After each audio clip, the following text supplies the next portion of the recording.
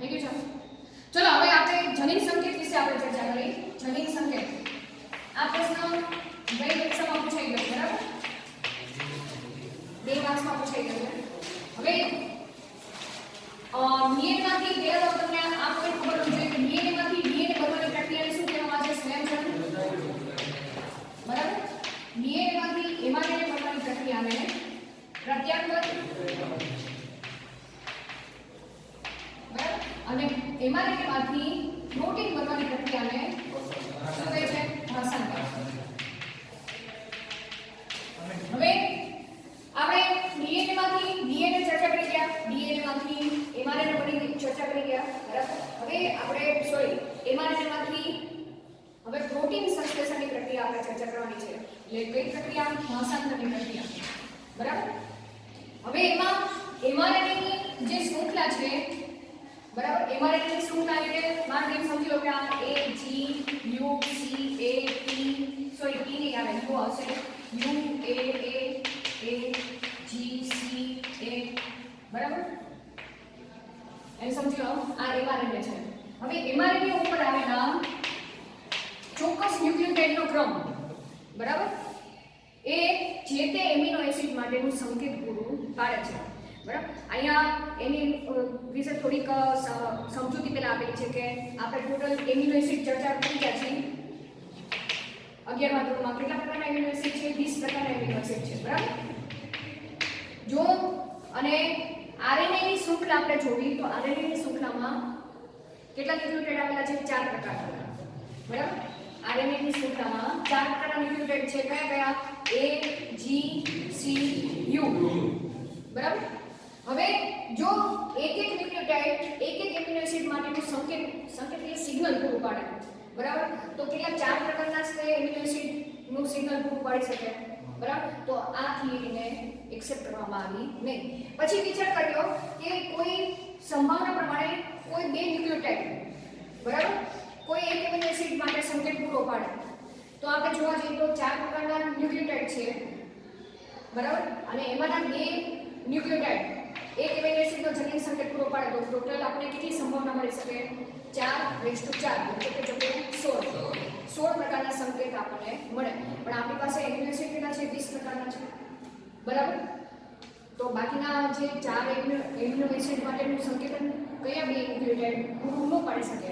તો પછી છેલ્લે સાબિત કરવામાં આવ્યું કે આરએનએ ના ક્રમિક એટલે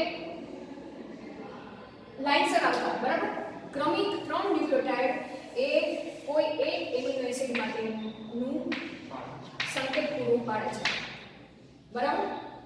તો હવે આપણી પાસે કેટલા 4 ન્યુક્લિયોટાઇડ છે બરાબર, અને એને ગુણ્યા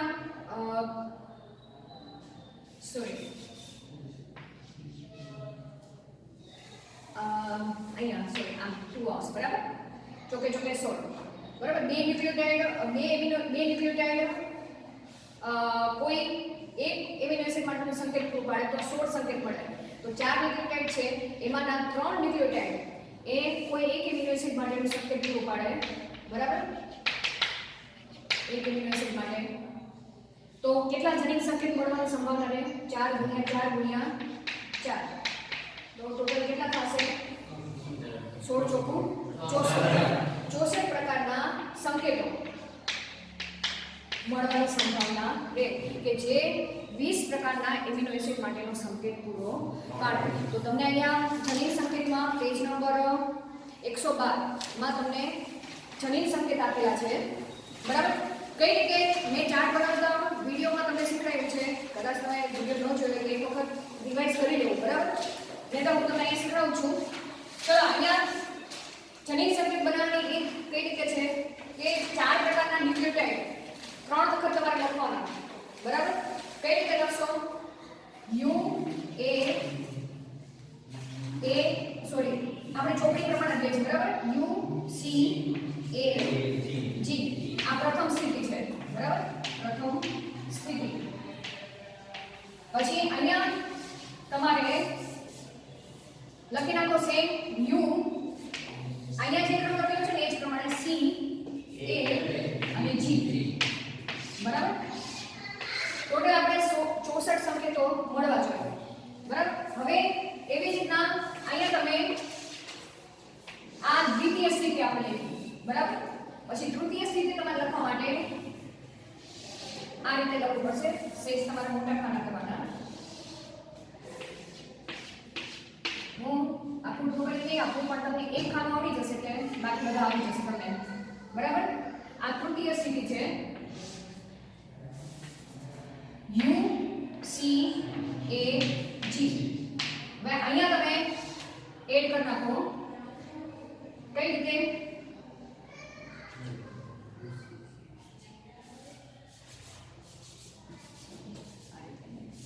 પ્રથમ સ્થિતિ ના અહીંયા U C A અને G. સેમ અહીંયા લખી નાખો U C A G. અહીંયા એટલે U C A G. અહીંયા એટલે U C A G. Same એ રીતે U C A G. આપણે સંભાવના લખવી પડે ને બરાબર કે 4 ન્યુક્લિયોટાઇડ છે તો 4 ન્યુક્લિયોટાઇડ પૈકી 3 ન્યુક્લિયોટાઇડ જુદી જુદી રીતે એકબીજા સાથે જોડાય તો ટોટલ 64 પ્રકારના સંકેતો મળે. કઈ રીતે તમારે કરવાનું કે આ પ્રથમ સ્થિતિ દ્વિતીય સ્થિતિ આ બંનેને તમારે આ તૃતીય સ્થિતિ સાથે ક્રોસ મેચ કરવાનું બરાબર. આ બેને આ 4 4 સાથે ક્રોસ મેચ કરવાનું. સેમ એ રીતે આ બેને આ 4 4 સાથે ક્રોસ મેચ કરવાનું. આ બેને આ 4 4 સાથે અને આ બેને આ 4 4 સાથે કરો એ તમારે અહીંયા લખવાનું. પડી ખબર? એક ખાનું તમને ડ્રો કરી દેખાડું. U U અને આમાંથી U નો તો U U U સંભાવના પ્રમાણે બરાબર. યુરેસિલ યુરેસિલ અને cytosine U U C U U A બરાબર. U U G આ સંભાવનાનું ચેપ્ટર પ્રમાણે છે બરાબર. તો એક બોક્સ તમને ડ્રો કરતા આવડી ગયું બરાબર. હવે અહીંયા કોઈ ચોક્કસ પ્રકારના ત્રિઅંકીય સંકેત આને શું નામ આપેલું છે? જનીન સંકેત પણ કેવા?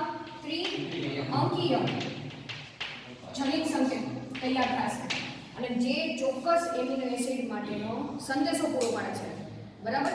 એ સંકેત તરીકે વર્તે છે. અહીંયા શું નામ આપ્યું છે? જનીન સંકેત નામ આપવામાં આવેલું છે. તો બરાબર. તો આમાં બધા બોક્સ તમે તૈયાર કરી શકશો. આવું પરીક્ષામાં શક્યતા ઓછી છે પૂછવાની પણ તમને આ ચેક બોક્સ અને ચેક બોક્સ કહેવાય એ તમને બનાવતા આવડવું જોઈએ બરાબર. હવે આપણે એના ગુણધર્મો વિશે આપણે ચર્ચા કરી કે જનીન સંકેતના ગુણધર્મ કયા કયા છે. તો જનીન સંકેતના ગુણધર્મ તમને 5 ગુણધર્મ 6 ગુણધર્મ આપેલા છે બરાબર. એ જનીન સંકેત એક તો કેવો હોય છે? ત્રિઅંકીય જનીન સંકેત હોય છે બરાબર. જે આપણે અહીંયા ડ્રો કરેલું છે અને તે પૈકી 61 સંકેતો બરાબર. અહીંયા ટોટલ આપણે કેટલા મળે છે? 64. જેમ કે આ એક બોક્સમાં કેટલા છે? 4. સેમ અહીંયા 4 મળશે, અહીંયા 4 મળશે, અહીંયા 4 મળશે, અહીંયા 4 મળશે. 4 4 4 4 4 4 4 4 4 4 કેટલા થયા ટોટલ? 64 સંકેતો મળશે. હવે 64 સંકેતો પૈકી જે 61 સંકેતો છે તે શું કરે છે? ચોક્કસ એમિનો એસિડ માટે શું પૂરા પાડે છે? સંકેત પૂરા પાડે છે. બાકીના બીજા 3 સંકેત બરાબર તે કોઈ એમિનો એસિડ માટેનો સંકેત પૂરો પાડતા નથી. એટલે આવા 3 સંકેતો બરાબર જેને આપણે ઇંગ્લિશમાં કોડોન પણ બોલી શકીએ અથવા તો ત્રિઅંકીય જનીન સંકેત આપણે બોલી એ 3 એમઆરએનએ શૃંખલા પર જ્યાં આવશે તેને ત્યાંથી ભાષાંતરની પ્રક્રિયા બનવાની પ્રક્રિયા બંધ થઈ જશે બરાબર. જેને શું અહીંયા નામ આપ્યું છે? સ્ટોપ કોડોન નામ આપ્યું છે. શું કીધું છે? સ્ટોપ જનીન સંકેતો કયા કયા છે? જો તમને ચેકર બોક્સમાં લખેલું છે સ્ટોપ કરીને લખેલું છે બરાબર. કયા કયા છે? 3. ચલો ફટાફટ બોલો. UGA પછી UAG અને UAA. MCQ માં પણ પૂછી શકે બરાબર. આ કેવા છે? સ્ટોપ જનીન સંકેત છે કે જે કોઈ પણ પ્રકારના એમિનો એસિડ માટેનો સંકેત પૂરો પાડતા નથી બરાબર. ચલો બીજી લાક્ષણિકતા તમને કીધું છે કે કોઈ એક સંકેત એક કરતાં વધારે એમિનો એસિડ માટેનું સંકેત પૂરું પાડે છે. હવે તમને એટલી તો આના ઉપરથી ખબર પડી જાય કે 20 પ્રકારના એમિનો એસિડ છે આપણી પાસે. જનીન સંકેત કેટલા છે? 64 પ્રકારના બરાબર. તો એનો મતલબ તમે કાઢી શકો કે એક કરતાં વધારે જનીન સંકેતો સોરી એક એમિનો એસિડ માટે એક કરતાં વધારે જનીન સંકેતો ભાગ ભજવે છે કે તેનું સંકેત પૂરું પાડે છે. જેમ કે જો પહેલાં આજે આપણે લખ્યું છે એના ઉપરથી જ ખબર પડી જાય છે કે UUA mRNA શૃંખલા ઉપર જ્યાં આવશે ને ત્યાં લ્યુસીન પ્રકારનો એમિનો એસિડ tRNA દ્વારા આવીને ત્યાં જોડાઈ જશે. બરાબર, તો આ શેના માટેનો જનીન સંકેત છે? AEU લખેલું છે કે લ્યુસીન એમિનો એસિડ માટેનો. આ પણ લ્યુસીન એમિનો એસિડ માટેનો સંકેત પૂરો પાડે છે. તો બીજો ગુણધર્મ ખ્યાલ આવી ગયો. બરાબર, ચલો ત્રીજો ગુણધર્મ એમ કહે છે કે સંકેત mRNA પર સતત વંચાય છે. સતત વંચાય છે એટલે માનો કે આ એક જનીન સંકેત છે કોઈ એમિનો એસિડ માટેનો. બરાબર, તરત જ તે આ એના પછીનો જે ત્રિઅંકીય જનીન સંકેત છે તે બીજા એમિનો એસિડ માટેનો સંકેત પૂરું પાડે છે. એટલે શું કહે છે કે mRNA ઉપર જનીન સંકેત એ કેવા વંચાય છે? સતત વંચાય છે અને પ્રોટીન સંશ્લેષણની પ્રક્રિયા થતી જાય છે. અને જનીન સંકેતો કેવા? ક્રમિક ગોઠવાયેલા જોવા મળે છે.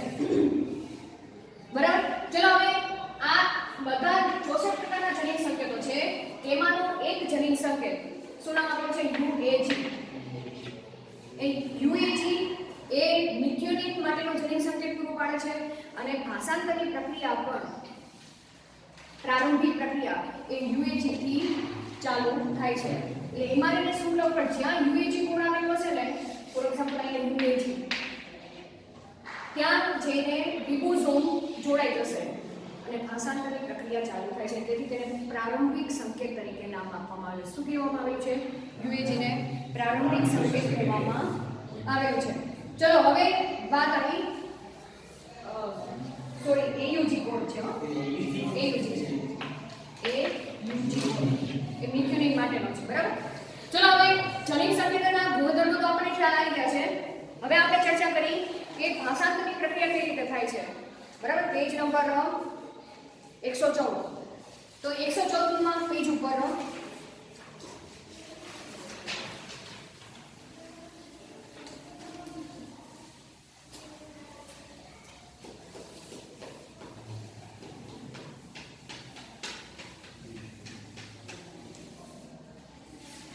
ચલો ભાષાંતરની પ્રક્રિયા માટે સૌથી પહેલા તો તમને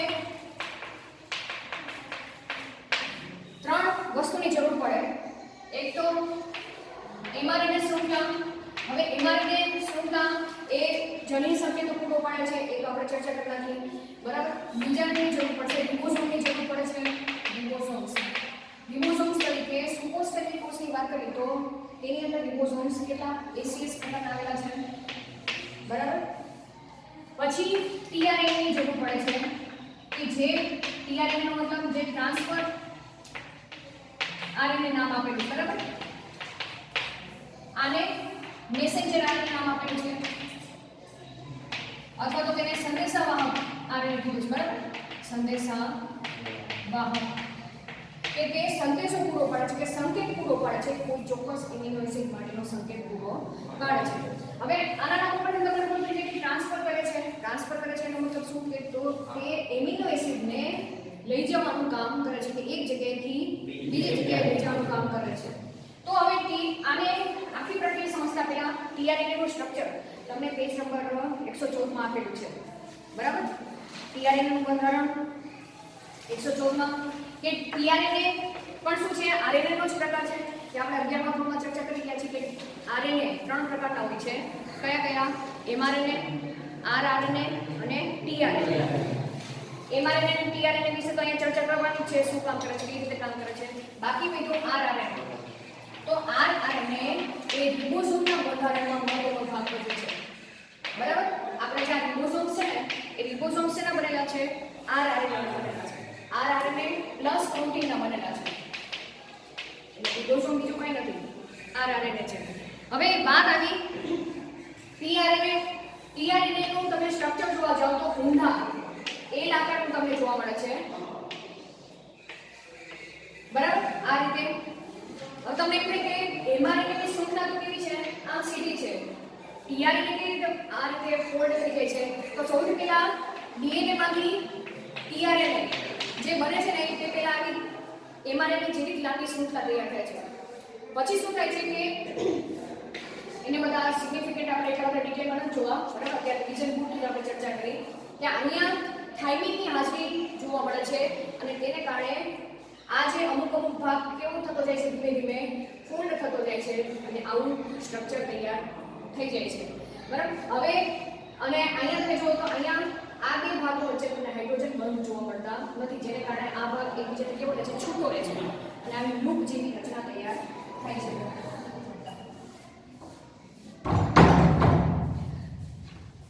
બરાબર.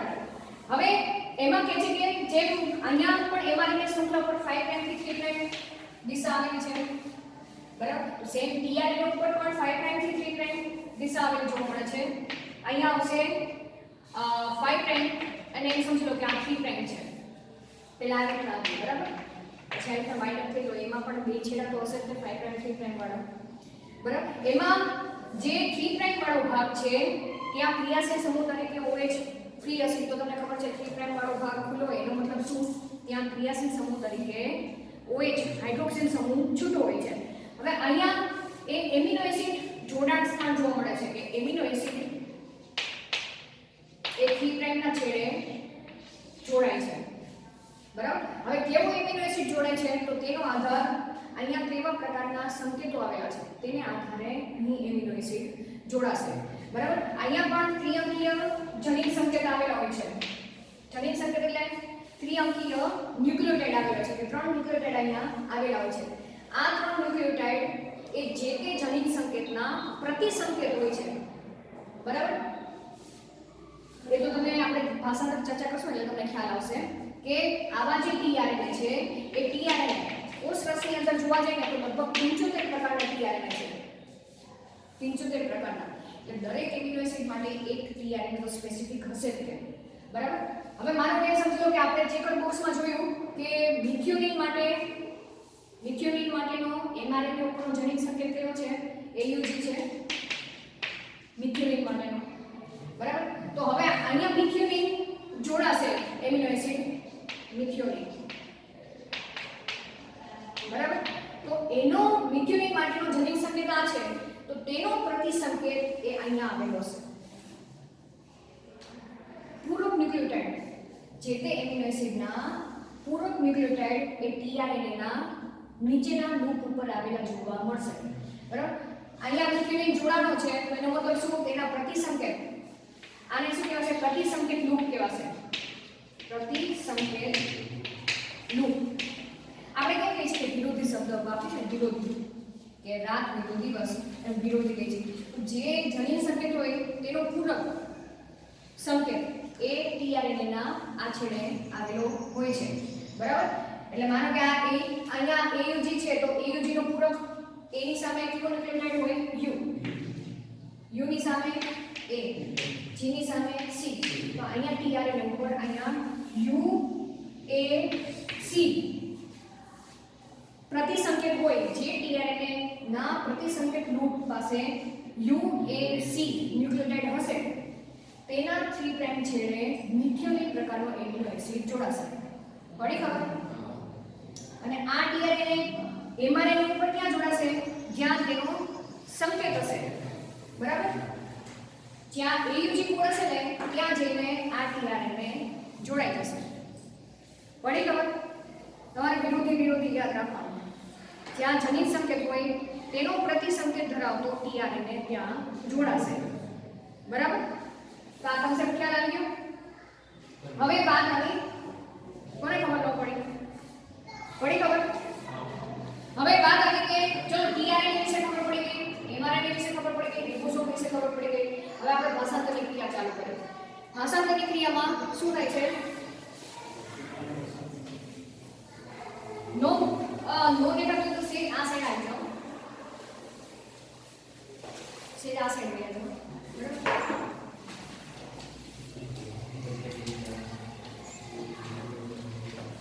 ચલો પેજ નંબર 115 કાઢો. Page number 115. હવે આ કોષ કેન્દ્ર છે, સોરી આ કોષ છે. બરાબર. આ કોષ કેન્દ્ર હતું છે. બરાબર. કોષ કેન્દ્ર અહીંયા એમઆરએનએ ની શૃંખલા તૈયાર થઈ. આ એમઆરએનએ તૈયાર થઈ. હવે તે mRNA કોષ કેન્દ્ર છિદ્ર મારફતે બહાર નીકળી, બરાબર? આ mRNA બહાર નીકળી, આ કોષનું મોટો બનાવો, બરાબર? હવે આ mRNA શૃંખલા અહીંયા શું આવ્યું છે? અંતઃકોષીય સ્ત્રાવ આવેલ છે. આ અંતઃકોષીય સ્ત્રાવ છે, ER છે, બરાબર? ER શું પર શું આવેલા છે? રિબોસોમ આવેલા છે. આ રિબોસોમ છે. એટલું યાદ રાખવાનું કે રિબોસોમ કેટલા બે સબયુનિટના બનેલા છે. એ તો આપણે પહેલા ધોરણમાં આપણે ગયા છીએ. રિબોસોમ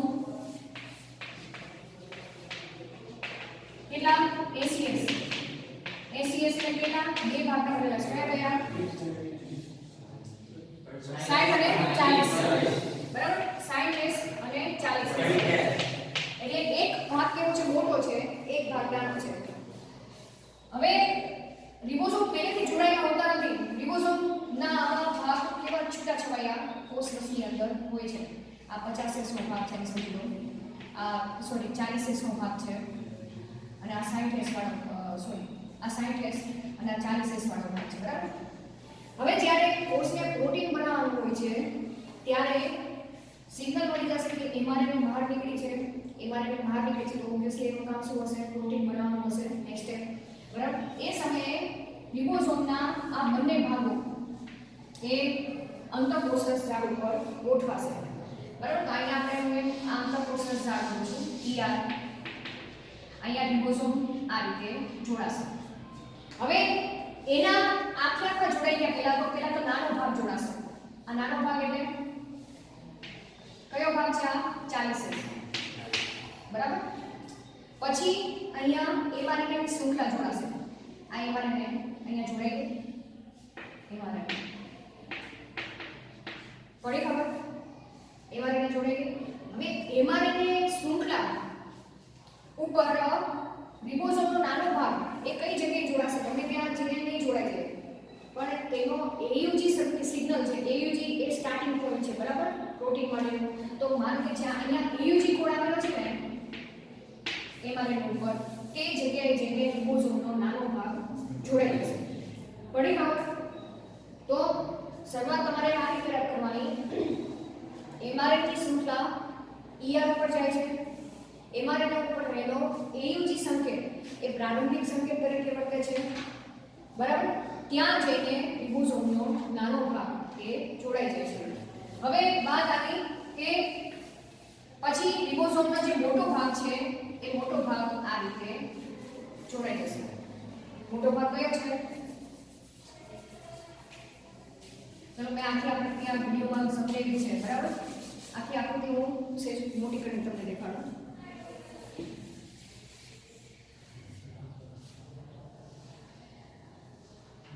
ચલો આ નાનો ભાગ, પછી તેની ઉપર આ mRNA ની શૃંખલા, mRNA, બરાબર? અહીંયા કોડોન આવેલા છે, એ કોડોન લખી નાખો. સૌથી પહેલા તો AUG, પછી એમ સમજી લો કે UUG આવેલું છે એ મેં લખ્યું, બરાબર? પછી ત્રીજો ન્યુક્લિયોટાઇડ આ રીતે ગોઠવેલો છે કે UUC વાળો આ રીતે mRNA ની શૃંખલા છે. હવે મોટો તરત આ બંને જોડાશે એટલે કે રિબોસોમનો મોટો ભાગ આ રીતે જોડાઈ જશે. હવે રિબોસોમનો જે મોટો ભાગ છે તેની પાસે બે જગ્યા હોય છે, બરાબર? એક તો A સાઇડ અને B સાઇડ. અહીંયા આ P સાઇડ આવેલી છે અને T સાઇડ કહેવાશે, બરાબર? અને આને A સાઇડ કહેવાશે, બરાબર? હવે શું થશે? આ બંને જોડાઈ જશે એટલે કોષ રસમાં આવા છૂટાછવાયા tRNA ગોઠવાયેલા છે. આ શું છે? tRNA, બરાબર? હવે tRNA નો જે અહીંયા પ્રતિસંકેત રૂપ પાસે જે પ્રકારનો ત્રિઅંકીય સંકેત આવેલો છે તેને અનુસરીને તેના 3 પ્રાઇમના છેડે એમિનો એસિડ જોડાશે. એટલે કે પહેલેથી tRNA ના 3 પ્રાઇમના છેડે એમિનો એસિડ જોડાયેલા હોતા નથી, બરાબર? જ્યારે ભાષાંતરની ક્રિયા કરવાની છે ત્યારે જ આ પ્રક્રિયા ચાલુ થશે. તો આટલી પ્રક્રિયા થઈ ગયા બાદ જે tRNA છે એ tRNA એમિનો એસિડ સાથે જોડાશે. એમિનો એસિડ સાથે જોડાય છે અને આખી આ જે રચના તૈયાર થાય છે, આખી અને આ 3 પ્રાઇમના છેડે એમિનો એસિડ જોડાઈ ગયો અહીંયા મિથિયોનિન લખી નાખો બરાબર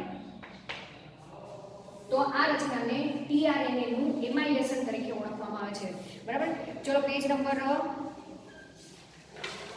તમને આપેલું છે અહીંયા પેલા પેરેગ્રાફ ઉપર 115 માં પેજ પર tRNA એમિનો એસાઇલેશન દેખાય છે તમને જ્યારે tRNA એમિનો એસિડ સાથે જોડાશે તે પ્રક્રિયાને tRNA શું કહેવાશે એમિનો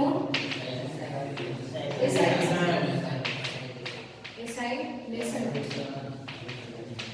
બરાબર હવે આ tRNA એમિનો એસિડ સાથે જોડાઈ ગયું છે હવે અહીંયા જે પ્રકારની ન્યુક્લિયોટાઇડ હશે તે તેના પ્રતિસંકેત ધરાવતો tRNA આવશે માનો કે અહીંયા સૌથી પહેલા શરૂઆત તો અહીંયાથી થવાની છે AUG કોડથી તો કેવો tRNA આવશે અહીંયા કેવો લૂપ હશે કેવા સંકેત હશે પ્રતિસંકેત કયા કયા આવશે U A અને C બરાબર તો આ tRNA P સાઇટ ઉપર જોડાશે બરાબર તો અહીંયા હું જોડી દઉં P સાઇટ ઉપર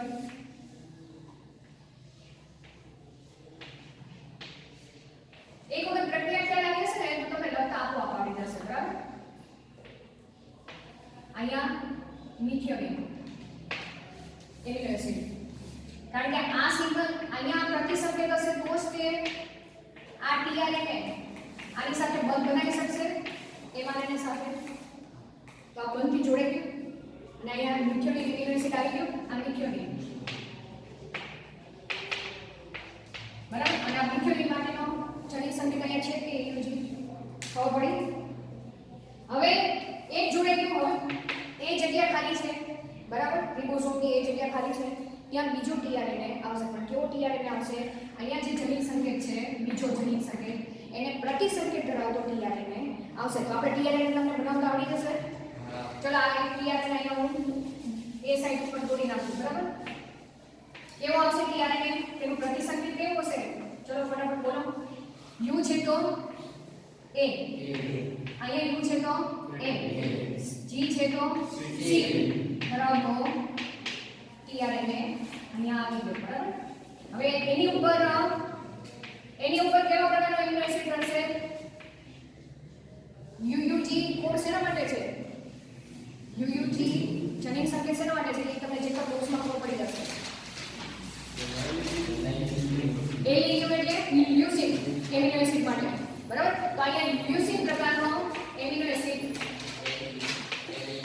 LEU એટલે લ્યુસીન પ્રકારનો એમિનો એસિડ કોષરસમાંથી પહેલા tRNA સાથે જોડાશે અને તે tRNA આ લ્યુસીનને લઈને અહીંયા આવી જશે આવી ગયા બે એમિનો એસિડ ચલો છેલ્લું સ્ટેપ હવે શું થશે P જગ્યાએ જોડાઈ ગયું એ જગ્યાએ tRNA આવી ગયો એમિનો એસિડને લઈને હવે જે પહેલો tRNA જોડાઈ ગયો છે તેનો એમિનો એસિડ બીજા tRNA ઉપર રહેલા એમિનો એસિડ સાથે પેપ્ટાઇડ બંધથી જોડાશે પેપ્ટાઇડ બંધ તમને ખબર છે કે એમિનો એસિડ વચ્ચે કયો બંધ હોય છે પેપ્ટાઇડ બંધ હોય છે તો અહીંયા જોડાઈ ગયા હવે પેપ્ટાઇડ બંધથી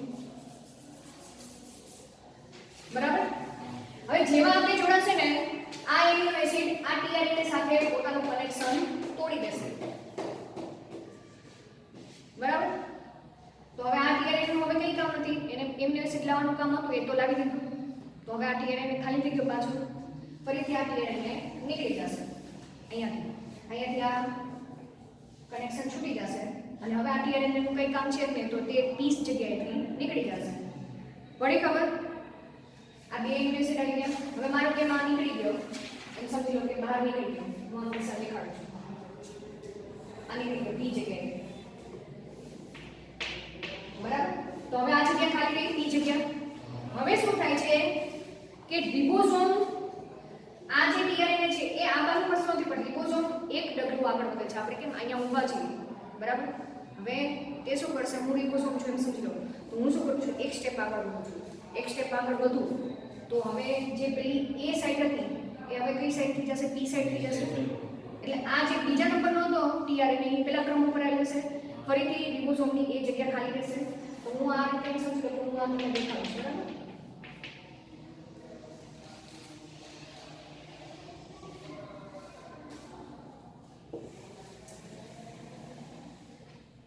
બરાબર. આ એક સ્ટેપ રિબોસોમ આગળ વધી.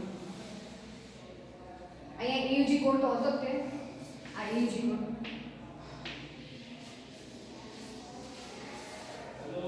હવે દેખાય છે. એ જ કોડ હવે નીકળી ગયો. આ સાઈડ તમને એમ થાય કે કોણ આગળ વધે છે, એમઆરએનએ આ બાજુ ખસે છે, એમઆરએનએ ઉલટી સાઈડ ખસે છે કે આ રિબોસોમ આ બાજુ ખસે છે. તો એકચ્યુઅલમાં એમઆરએનએ ખસતું નથી. એમઆરએનએ જ્યાં છે ત્યાં જ રહેશે, ખાલી રિબોસોમ એક સ્ટેપ આગળ વધતું જશે. બરાબર. તો હવે એની આ જગ્યા પી સાઈડ થઈ ગઈ, આ જગ્યા એ સાઈડ ખાલી છે.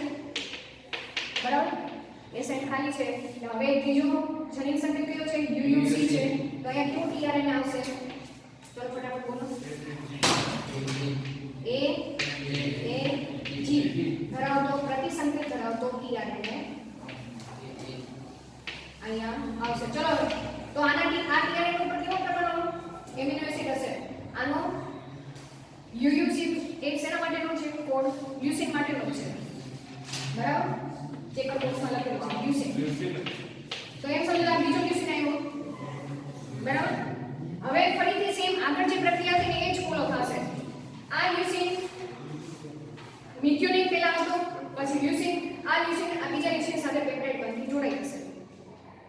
અને આ લ્યુસીન જેની સાથે જોડાયેલો તો તેની સાથે કનેક્શન તોડી નાખશે ટીઆરએનએ સાથે. બરાબર. તો સેમ 3 એમિનો એસિડ અહીંયા આ પેપ્ટાઇડ બંધથી જોડાઈ જશે. તો હવે આ ડીએનએ કઈ કામ નથી, ખાલી થઈ ગયો ટીઆરએનએ. બરાબર. 3 પ્રક્રિયાને તમને સમજાય, ખબર પડી કઈ રીતે? એક એક આવતું જાય છે, જોડાતું જાય છે, ટીઆરએનએ છૂટતો જાય છે. ફરીથી આ એક ડગલું આગળ વધશે. બરાબર. અને એ રીતે આખી એમઆરએનએની શૃંખલાનું શું થાય છે? એમિનો એસિડની લાંબી પોલીપેપ્ટાઇડની શૃંખલા તૈયાર થાય છે. પોલીપેપ્ટાઇડની શૃંખલા તૈયાર થાય. હવે છેલ્લો એક પોઈન્ટ કે જ્યારે હવે એમઆરએનએ શૃંખલા ઉપર સ્ટોપ કોડોન આવશે. સ્ટોપ કોડોન તરીકે કયા કયા છે? UUA અથવા તો UGA અથવા તો UAG. આ ત્રણ પૈકી કોઈ પણ જનીન સંકેત એમઆરએનએ ઉપર આવશે ત્યારે રિબોસોમ આગળ વધી શકશે નહીં અને રિબોસોમના બંને સભ્યો છૂટા પડી જશે. બરાબર. અને એમઆરએનએ જો સોરી આ પોલીપેપ્ટાઇડની શૃંખલા પણ કેવી જશે? પેપ્ટાઇડની શૃંખલા પણ છૂટી પડી જશે. બરાબર. અને પછી આ પોલીપેપ્ટાઇડની શૃંખલા એ પ્રાથમિક બંધારણ છે, પછી તેનું દ્વિતીય બંધારણ, તૃતીય બંધારણ, ચતુર્થક બંધારણ અને પ્રોટીનનું બંધારણ આપણા કેમેસ્ટ્રીમાં ભણી ગયા છે. બરાબર. ચતુર્થક સ્ટ્રક્ચર. અને તે રીતે આખો પ્રોટીન તૈયાર થશે અને પ્રોટીનને પછી જ્યાં કોષની અંદર પોતાનું કાર્ય છે ત્યાં તે પોતાના કાર્ય માટે તેના વહનની પ્રક્રિયા થશે. વળી ખબર કન્સેપ્ટ? બરાબર. એક વખત પ્રક્રિયા મગજમાં ફિટ બેસાડી દેવાની. બરાબર. પછી લખતા તો તમને આપોઆપ આવડી જ જશે. તમે એક વખત ચાલુ કરશો ને, ચોપડીમાં જે બધું આપેલું છે પોઈન્ટ વાઇઝ નથી આપ્યું તો કદાચ તમે કન્ફ્યુઝ થઈ જાઓ. પણ આપણે સમજવાનું પોઈન્ટ વાઇઝ અને પછી એને આધારે તમે લખશો તો લખતા પોઈન્ટ વાઇઝ આવડી જશે. બરાબર. તો ચલો એક વખત મેં તમને નોટ્સ આપી છે, એમાં સાવ ઇઝી પોઈન્ટ છે, એ પ્રમાણે તૈયાર કરી નાખજો. ભાષાંતરની ક્રિયા પૂરી થઈ ગઈ. બરાબર. હવે વાત આવી કે લેખ ઉપેરો એ તો આપણે એક્ઝામમાં પૂછવાનું નથી. વાત આવી હ્યુમન જીનોમ પ્રોજેક્ટ. 2 પોઈન્ટ બાકી છે, હ્યુમન જીનોમ પ્રોજેક્ટ અને ફિંગરપ્રિન્ટિંગ. બરાબર.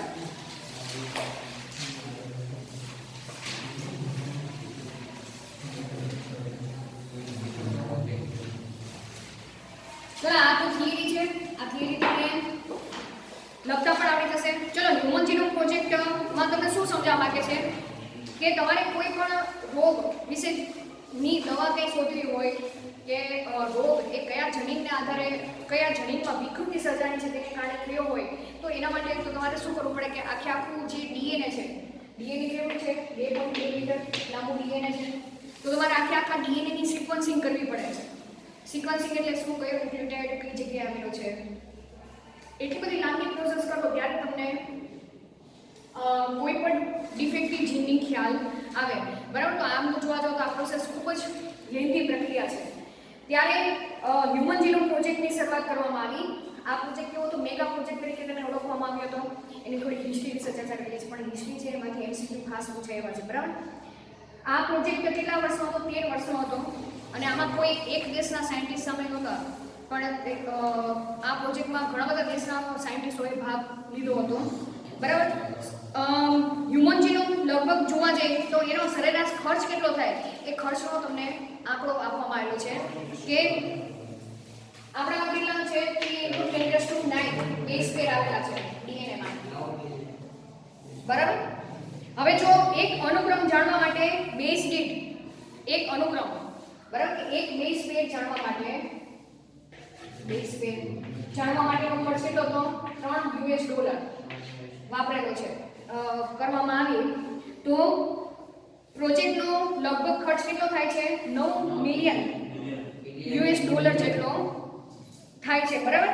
અને જો આ 2.2 મીટર જેટલું લાંબુ ડીએનએ છે બરાબર એમાં દરેક ન્યુક્લિયોટાઇડ ફોર એક્ઝામ્પલ આટલી શું થઈ કે આટલામાં ક્રમનો ન્યુક્લિયોટાઇડ આ આવેલો છે બરાબર. અને જો એને જો બુકમાં આપણે લખીએ તો ઘણી બધી બુકો લખાઈ જાય બરાબર ન્યુક્લિયોટાઇડ જે લખવા જઈએ તો એના માટે જેમ જેમ હ્યુમન જીનોમ પ્રોજેક્ટની શરૂઆત થઈ તેમ બાયોલોજીમાં એક નવી શાખા ઊભો થયો તેને બાયો ઇન્ફોર્મેટિક્સ તરીકે ઓળખવામાં આવી કે જે કંઈ ડેટા આવે એ ડેટાને કોમ્પ્યુટરમાં તમે સેવ કરી નાખો બરાબર. અને જ્યારે એવું સોફ્ટવેર છે અને જ્યારે જરૂર હોય ત્યારે તમે સોફ્ટવેરનો ઉપયોગ કરીને હ્યુમન જીનોમની જે ન્યુક્લિયોટાઇડની સિક્વન્સ વિશે તમે સમજૂતી મેળવી શકો બરાબર. તો અહીંયા તમે હ્યુમન જીનોમના લક્ષ્યાંકો કે શું સાબિત કરવાનું હતું કે આ પ્રોજેક્ટમાં જેમ કે આપણને ખબર છે કે ગમે તે કામ કરવા જાય તો એનું કોઈ લક્ષ્ય હોય કે તમારે આટલું કામ પૂરું કરવાનું તો હ્યુમન જીનોમના લક્ષ્યાંકો તમે પૂછે તો શું હતું કે માનવના ડીએનએમાં લગભગ 20,000 થી 25,000 જેટલા જનીનોની ઓળખ કરવાની હતી કે કયું જનીન ક્યાં આવેલું છે તેનું શું કાર્ય છે તે કયું પ્રોટીન બનાવે છે તેની ઓળખ આ પ્રોજેક્ટમાં સામેલ કરવામાં આવી હતી. હ્યુમન જીનોમને બનાવતી 3 બિલિયન રાસાયણિક બેઝ જોડના ક્રમને ઓળખવી આ માહિતીને ડેટાબેઝ એટલે કે કોમ્પ્યુટરના ડેટાબેઝ સ્વરૂપે તેને સંગ્રહ કરવાની બરાબર. માહિતીના વિશ્લેષણ માટે ઉપકરણોમાં સુધારો કરવો એટલે કે નવી માહિતી આવતી જાય તેનામાં કંઈ સુધારો વધારો કરવો હોય તો તમે ડેટાબેઝમાં જઈને તમે સુધારો વધારો કરી શકો તેવી સગવડો સામેલ કરવી જોઈએ. તેના સિવાય સંબંધિત માહિતીને ઇન્ડસ્ટ્રીઝ જેવા કે માનો કે હ્યુમન જીનોમ પ્રોજેક્ટમાં કયું જનીન એ કયું પ્રોટીન બનાવવામાં મહત્વનો ભાગ ભજવે છે